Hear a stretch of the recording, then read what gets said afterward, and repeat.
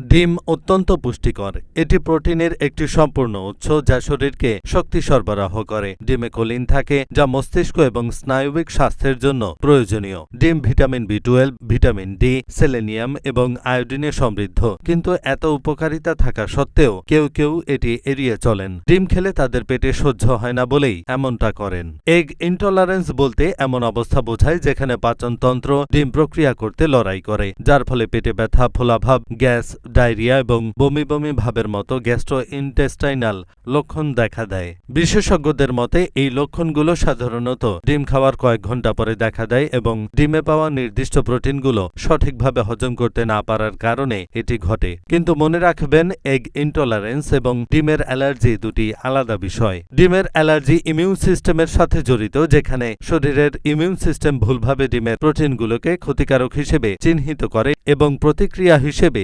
Histamine এবং অন্যান্য রাসায়নিক মুক্ত করে। অপরদিকে এগ ইনটলারেন্স পাচনতন্ত্রের সঙ্গে সম্পর্কিত, যার ফলে ডিমে প্রোটিন প্রক্রিয়াকরণে অসুবিধা হয়। ডিমের অ্যালার্জির লক্ষণ দ্রুত দেখা দেয়, সাধারণত ডিম খাওয়ার কয়েক মিনিট থেকে কয়েক ঘন্টার মধ্যে। এগুলো হালকা থেকে গুরুতর পর্যন্ত হতে পারে।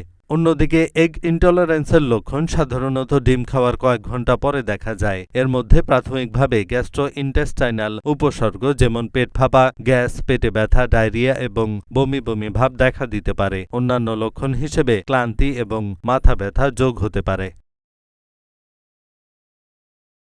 এহসানুল হক, ঢাকা পোস্ট।